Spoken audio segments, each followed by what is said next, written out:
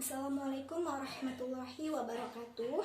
Perkenalkan, nama saya Umi Landari dengan NIM 180501036. Nah, saya akan sedikit mereview materi mengenai bank komersial. Oke.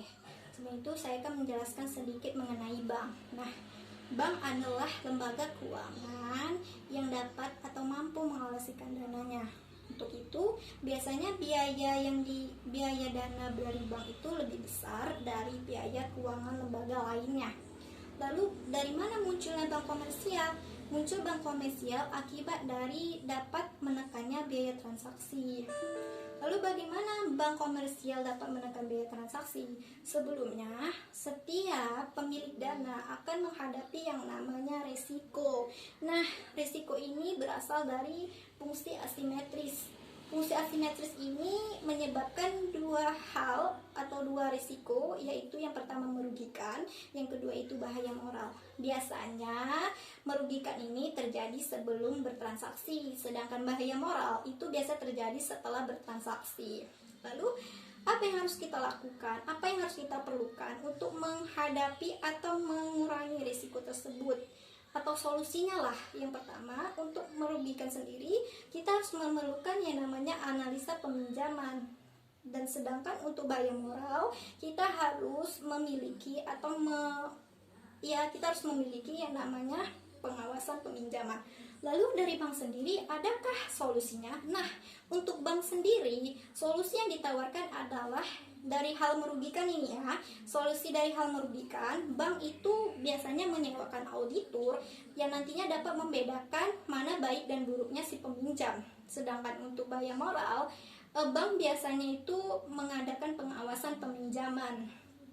Lalu, itulah solusi yang ditawarkan oleh bank. Selanjutnya, jika bank terus-menerus melakukan bertransaksi, maka ini akan mengurangi yang namanya penyewaan kreditur dan pengawasan peminjaman, yang nantinya ini akan menurunkan biaya bertransaksi.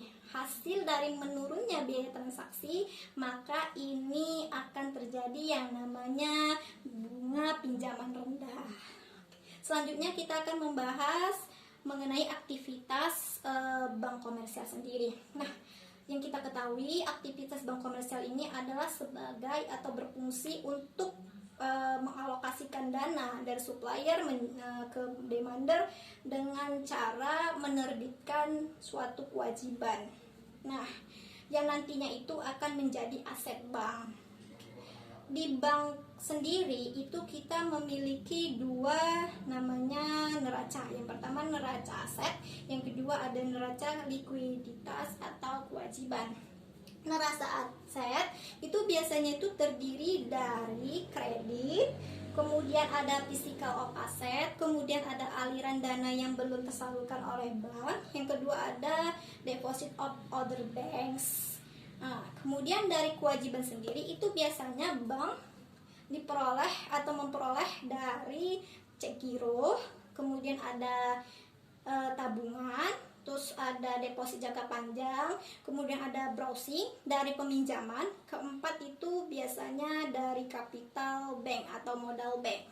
Nah, selanjutnya kita akan membahas mengenai dari mana keuntungan bank komersial ini. Nah, bank komersial itu berasal dari aset nasabah. Dari aset nasabah ini diubah menjadi aset bank.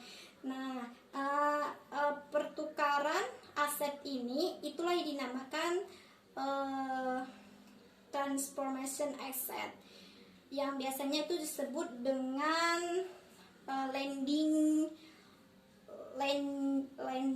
peminjaman jangka panjang. Nah, untuk penghasilan atau dari penghasilan bank komersial ini itu berasal dari peminjaman jangka pendek diubah menjadi aset jangka panjang. Selisih aset jangka panjang dan aset jangka pendek inilah yang akan terjadi namanya spread, keuntungan bank komersial sendiri. Nah, selanjutnya apa sih tugas utama dari pengelolaan atau manajemen bank komersial? Yang pertama yaitu manajemen utang, yang kedua manajemen aset, yang ketiga manajemen likuiditas, yang keempat itu manajemen Yang keempat tuh saya lupa, mohon maaf, dan